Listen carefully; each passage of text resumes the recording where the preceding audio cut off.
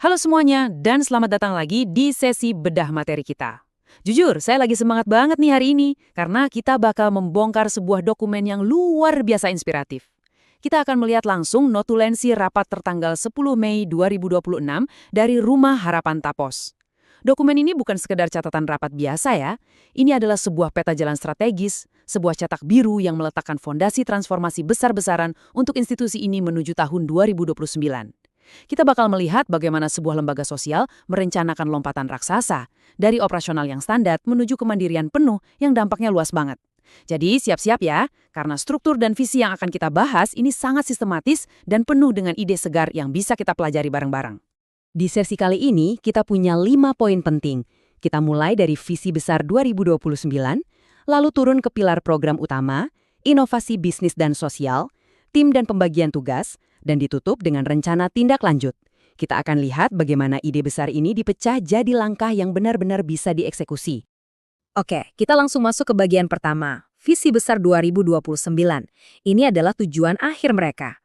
Nah, visi 2029 mereka ini ditopang oleh 4 pilar yang sangat masif. Mereka nggak cuma ingin sekedar bertahan hidup, tapi target utamanya adalah kemandirian penuh dan level profesionalisme yang tinggi. Dan coba diperhatikan poin ketiga, berbasis teknologi. Ini nunjukin kalau mereka sadar betul untuk bisa membesar dan transparan, mereka harus melek digital. Tujuan puncaknya nggak main-main loh, mereka mau jadi role model atau percontohan nasional dengan fokus awal menjadi standar buat lembaga-lembaga sosial di seluruh Jawa Barat. Tapi, tunggu dulu, apa yang benar-benar menarik dari rencana ini adalah titik baliknya. Pertanyaannya sekarang, bagaimana cara mereka mencapainya? Visi yang keren tanpa kerangka kerja kan cuma jadi angan-angan aja ya. Transformasi ambisius dari institusi lokal jadi percontohan nasional ini butuh mesin penggerak yang nyata. Coba bayangin, kalau Anda punya visi sebesar ini, langkah konkret pertama apa yang bakal Anda ambil? Disinilah kita masuk ke bagian kedua, pilar program utama. Kita lihat apa aja mesin penggeraknya. Dokumen ini merinci 4 program inti yang mencakup spektrum kepedulian sosial yang komprehensif banget. Mulai dari pendidikan lewat pesantren untuk anak muda, rumah yatim, rumah janda jompo untuk memastikan kesejahteraan lansia, sampai rumah pemberdayaan atau kewirausahaan. Struktur ini sangat memukau karena mereka nggak cuma fokus pada bagi-bagi bantuan aja, tapi benar-benar membangun siklus hidup dan pemberdayaan aktif dari usia muda sampai lansia. Nah, pastinya untuk menyokong program-program inti tadi, mereka juga merancang program turunan. Ada sektor pertanian, produk digital, serta makanan dan minuman atau F&B. Ingat, ini bukan sekedar aktivitas iseng buat sampingan ya. Ini adalah sistem pendukung dan keran pemasukan krusial yang dirancang khusus untuk menjaga nafas misi utama mereka. Disinilah letak fondasi dari kemandirian yang mereka kejar di awal tadi. Lanjut ke bagian ketiga yang nggak kalah seru. Inovasi bisnis dan sosial. Gimana cara mereka membuat program ini benar-benar bisa menghidupi dirinya sendiri? Ide mereka di sini brilian banget. Alih-alih cuma punya peternakan kambing biasa yang sekedar jual daging atau susu, mereka berencana mengubah peternakan ini jadi destinasi wisata edukasi yang interaktif buat institusi pendidikan dan sekolah-sekolah. Ini langsung memecahkan 2 masalah sekaligus, ngasih sarana edukasi ke masyarakat dan dapat sumber pemasukan baru yang stabil. Praktis tapi dampaknya besar. Dan konsep modernnya nggak berhenti di situ. Mereka menerapkan yang namanya model ekonomi sirkular. Kebayang nggak, kotoran ternak yang tadinya cuma jadi masalah, didaur ulang jadi pupuk organik.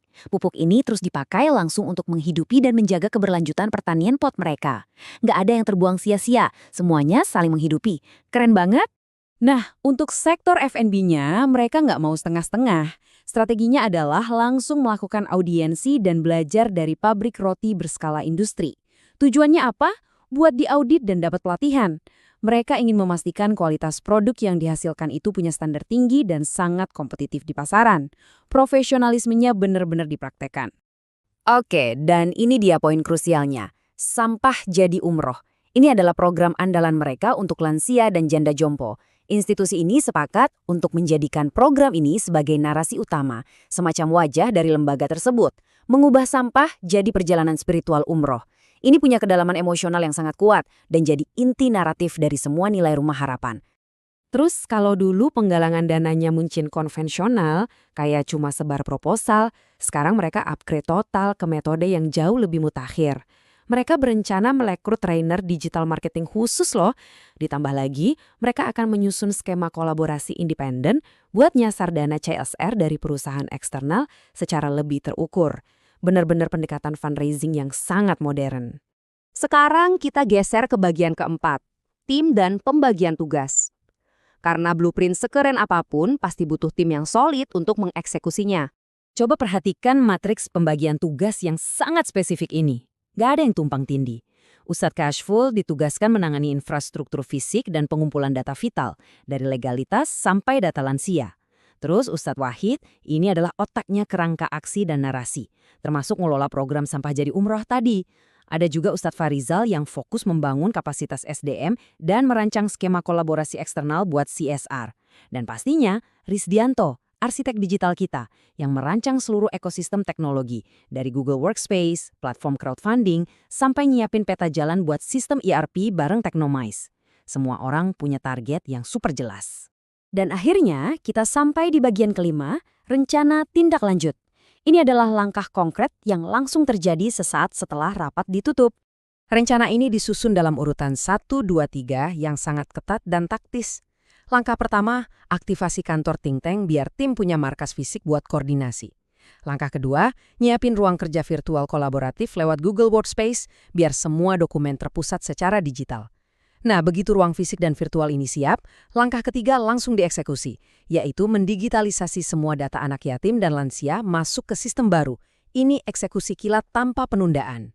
Pada akhirnya, dari semua sistem ERP, ekonomi sirkuler, sampai strategi digital tadi, semuanya bermuara pada satu pemikiran penutup ini.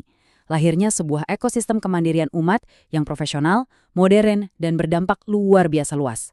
Pertanyaannya buat kita semua sekarang, setelah membedah cetak biru yang begitu rapi dan visioner ini, apa nih pelajaran yang bisa kita ambil dan langsung terapin di proyek atau organisasi kita sendiri? Biar kita juga bisa bikin dampak sebesar Rumah Harapan di tahun 2029 nanti. Teruslah belajar, terus berinovasi, dan sampai jumpa di sesi bedah materi menarik berikutnya.